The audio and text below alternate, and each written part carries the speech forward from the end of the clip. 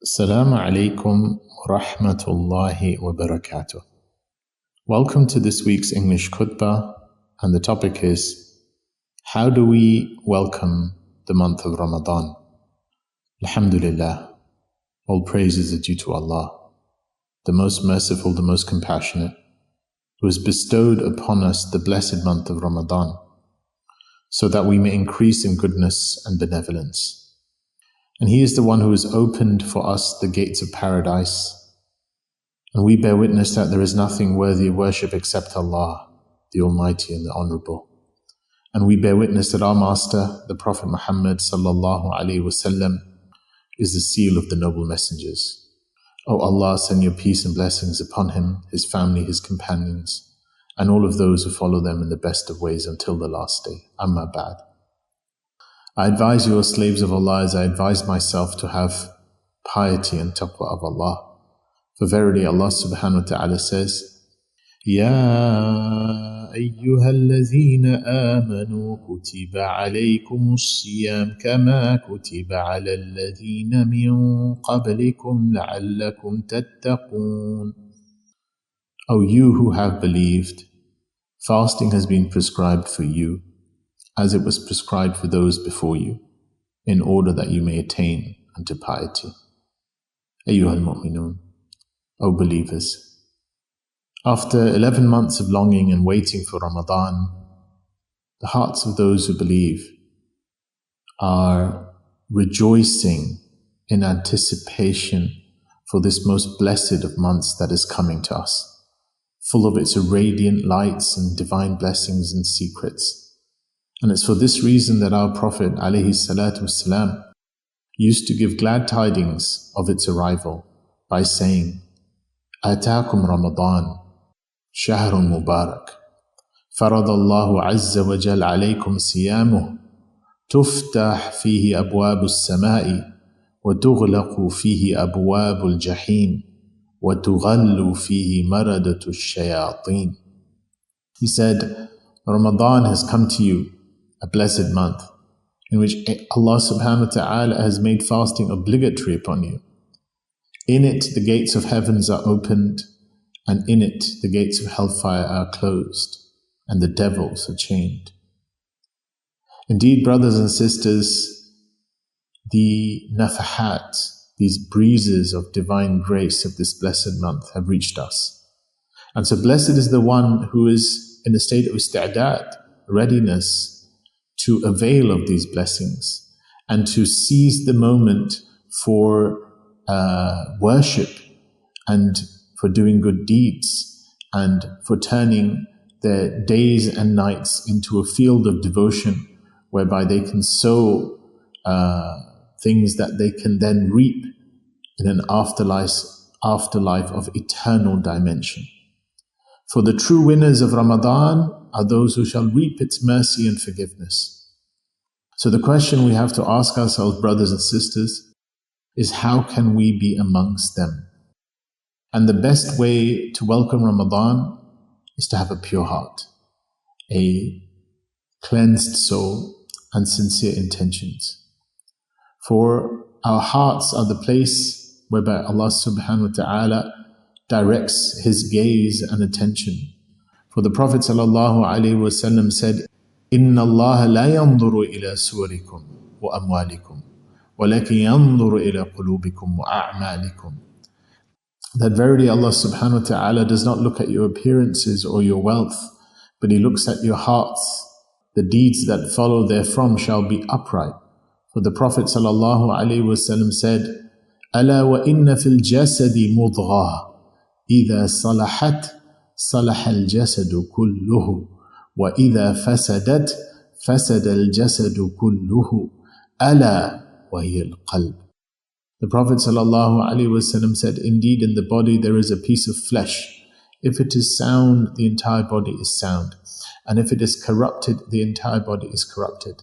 Indeed, it is the heart. And so amongst the most important ways we can welcome Ramadan is to have this heart purified. And from this heart being purified, we can then proceed to enter into performing righteous deeds. And it's important to have a schedule whereby you intend to perform righteous deeds for yourself and your family. A means by which we minimize distraction, reduce the use of devices and other things that waste our time, and instead fill our homes through filling our hearts with worship. And so the first thing we should probably prioritize in our schedules should be the maintenance of the 5 daily prayers, and to maintain them for the men in the mosque, especially the Fajr prayer. For the Prophet ﷺ said, خَمْسُ صَلَوَاتٍ افترضهن الله تعالى من أحسن وضوءهن وصلاهن لوقتهن وأتم ركوعهن وخشوعهن كان له على الله عهد أن يغفر له. The Prophet ﷺ said there are 5 prayers that Allah subhanahu wa ta'ala has enjoined upon His servants. Whoever performs them properly, observing their ablution, performing them in their prescribed times, observing them in his bowing, and in their states of humility, has a promise or a covenant from Allah subhanahu wa ta'ala that He will forgive them. Additionally, brothers and sisters, every Muslim should allocate some time daily for the reading and reflecting upon the Quran. For reciting the Quran in the month in it was revealed is more rewarding and impactful than reciting the Quran outside of it. For Allah subhanahu wa ta'ala says, شَهْرُ رَمَضَانَ الَّذِي أُنزِلَ فِيهِ الْقُرْآنِ هُدًى لِلنَّاسِ وَبَيِّنَاتٍ مِّنَ الْهُدَى وَالْفُرْقَانِ. The month of Ramadan in which the Quran was revealed, a guidance for people and clear proofs of guidance and furqan, criterion. So, O servants of Allah, increase your supplications in this blessed month. Raise your hands in earnest prayers for Allah subhanahu wa ta'ala, for He says, "Ud'uni astajib lakum." Call upon me and I'll respond to you. And especially call upon Allah subhanahu wa ta'ala at the time of the breaking of the fast. For the Prophet ﷺ said, ثَلَاثَةٌ لَا تُرَدُّ دَعْوَتُهُمْ. He said there are 3 from whom the supplication is not rejected. وَمِنْهُمْ, and from them he said, الصَّائِمُ حِينَ يُفْطِرُ, that the fasting person at the moment he breaks his fast. And so we should be of those who make much dua to Allah subhanahu wa ta'ala.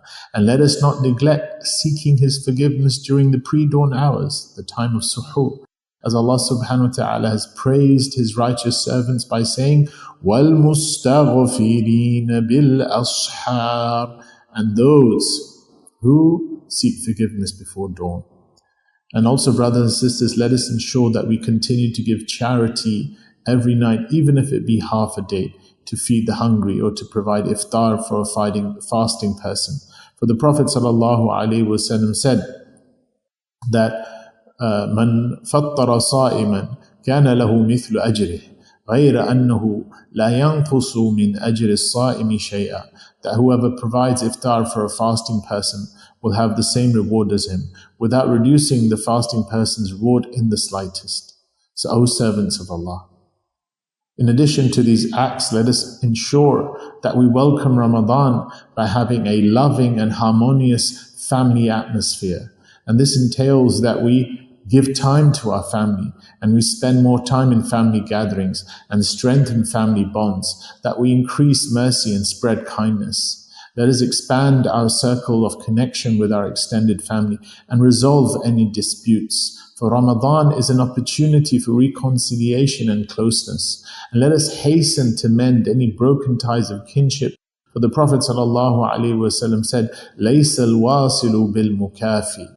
He said, the one who maintains kinds of ties of kinship is not the one who merely reciprocates, i.e. reciprocates good behavior with good behavior and responds to behavior that's good, but rather, وَلَكِنَ الْوَاصِلُ, rather the one who truly is the one who is maintaining ties of kinships is مَنْ إِذَا قَطَعَتْهُ رَحِمُهُ وَصَلَهَا, is the one who, when he has been severed by members of his family, then he becomes the one to maintain connection despite them seeking to cut off these ties. And this is the one who has great reward with Allah subhanahu wa ta'ala. So may Allah subhanahu wa ta'ala make us from those who welcome Ramadan with the best of hearts and perform righteous deeds therein, who have strong and loving families and a spirit of unity therein. Oh Allah subhanahu wa ta'ala, aid us in our Ramadan with our fast, with our prayers, with our tilawat al-Quran.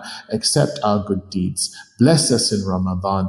Oh Allah subhanahu wa ta'ala, let us attain and enter into Ramadan bil aman wal aman, in a state of safety and security, and grant us najah, success from perdition. Oh Allah, send your peace and blessings upon our Prophet Sayyidina Muhammad sallallahu alayhi wasallam, and we ask that you, Ya Rabbil Alameen, that you give us this tawfiq, this divinely mandated success to make the most of this blessed month, that we have those who attain unto your forgiveness in this blessed month, and that you have mercy on the ummah of the Prophet sallallahu alaihi wasallam and relieve them from all manners of distress in the blessed month, in both this world and the next. وَمَا ذَلِكَ عَلَى اللَّهِ بِعَزِيزٍ, and that is not something difficult for you. Walhamdulillahi Rabbil Alameen. I say this and I seek forgiveness for Allah, for myself and for you. So seek His forgiveness, for He is the most forgiving and the most merciful. And with that comes to an end this week's English khutbah. Assalamu alaikum wa rahmatullahi wa barakatuh. This khutbah was brought to you by Ida'atul Quran Abu Dhabi. Allahu Akbar, Allahu Akbar, Allahu Akbar,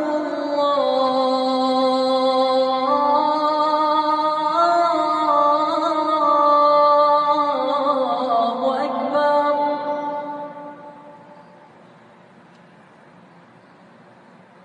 Ashhadu an la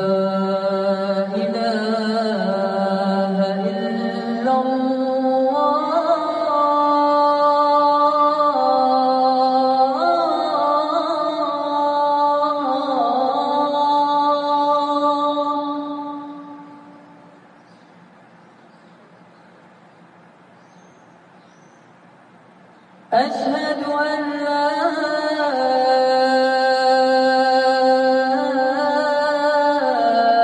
إله إلا الله.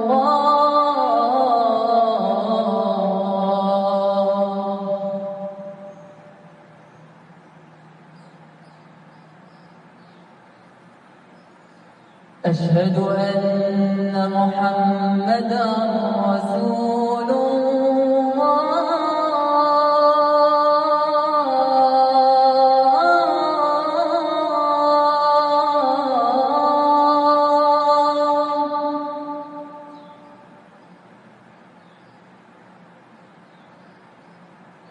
أشهد أن محمدا رسول الله.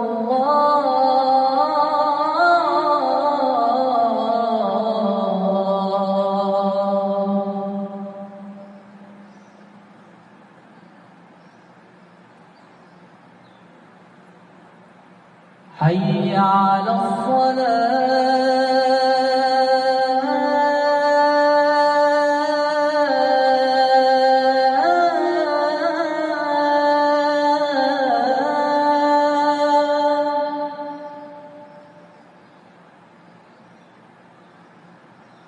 حي على الصلاة.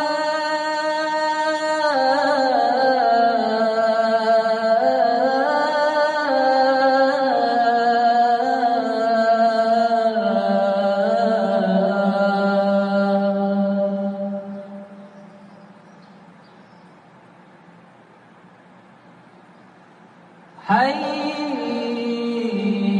على الفلاح.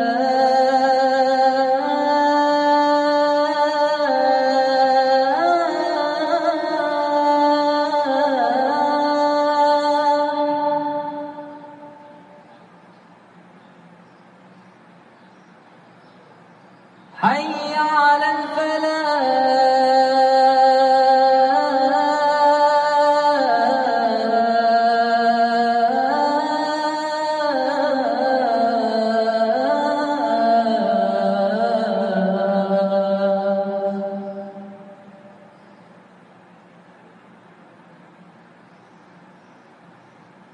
الله أكبر